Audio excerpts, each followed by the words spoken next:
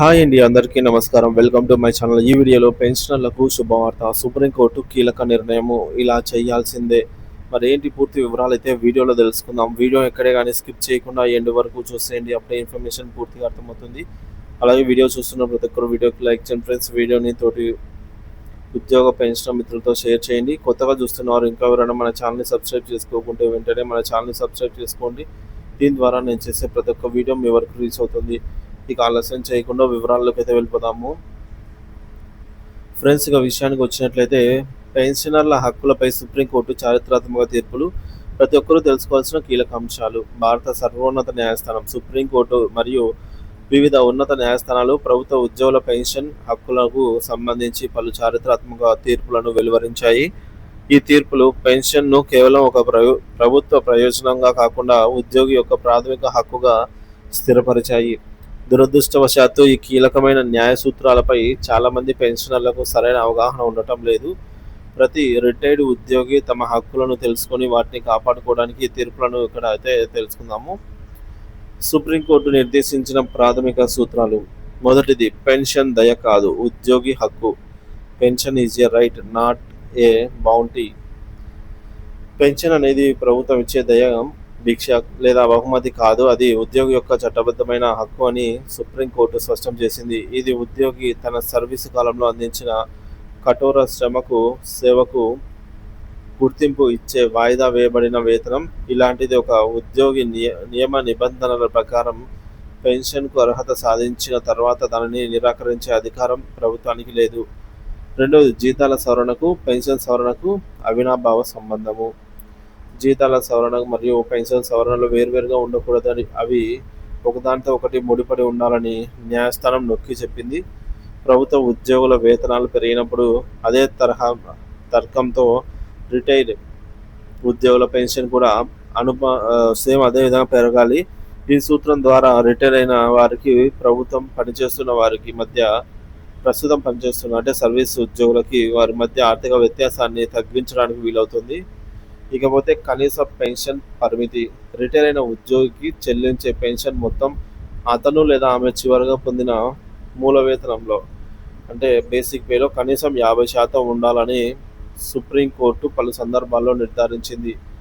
ఇది పెన్షనర్లకు గౌరవప్రదమైన జీవితాన్ని అందించడానికి అవసరమైన కనీస ప్రమాణంగా పరిగణించబడుతుంది.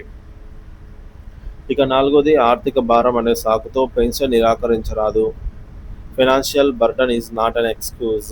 పెన్షన్ చెల్లించడం వల్ల ఖజానాపై ఆర్థిక భారం పడుతుందన్న కారణంతో ప్రభుత్వం తన బాధ్యత నుంచి తప్పుకోజాలదు. పెన్షన్ అనేది ప్రభుత్వ చట్టబద్ధమైన బాధ్యత. దీనిని ఏ ఆర్థిక కారణాలు చూపి నిలిపివేయడం లేదా ఆలస్యం చేయడం చట్టవిరుద్ధం. పెన్షనర్ల హక్కులను కాపాడడం ప్రభుత్వ ప్రాథమిక విధి. ఐదోది, అనవసరమైన వ్యాజ్యాల నుంచి పెన్షనర్లను రక్షణ. పెన్షన్ మంజూరు విషయంలో ప్రభుత్వ విభాగాలు అనవసరమైన వ్యాజ్యాలకు తావివ్వరాదని, చిన్న చిన్న కారణాలతో పెన్షనర్లను ఇబ్బందులకు గురి చేయకూడదని సుప్రీంకోర్టు ప్రభుత్వాలకు ఆదేశించింది. ఇది వృద్ధాప్యంలో ఉన్న పెన్షనర్లకు మానసిక ప్రశాంతతను, ఉపశమనాన్ని కలిగిస్తుంది మరియు వారి సమస్యలను తగ్గిస్తుంది. ఆరోది, కాలానుగుణంగా పెన్షన్ పెరుగుదల కూడా హక్కే. Periodical increase is a right. ద్రవ్యోల్బణం మరియు పెరుగుతున్నటువంటి జీవన వ్యయాలను దృష్టిలో ఉంచుకొని కాలానుగుణంగా పెన్షన్ను పెంచడం కూడా పెన్షనర్ల హక్కుగా పరిగణించబడుతుంది. ప్రభుత్వం నియమించే పే రివిజన్ కమిషన్లు పిఆర్సి ఈ అంశాన్ని పరిగణలోకి తీసుకోవాలి.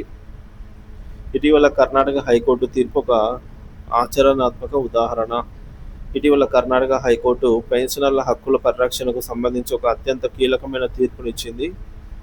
ఒక పెన్షనర్ తన జీవన ధృవీకరణ పత్రాన్ని సకాలంలో సమర్పించలేదన్న కారణంతో బ్యాంకు ఆయన పెన్షన్ను నిలిపివేసింది.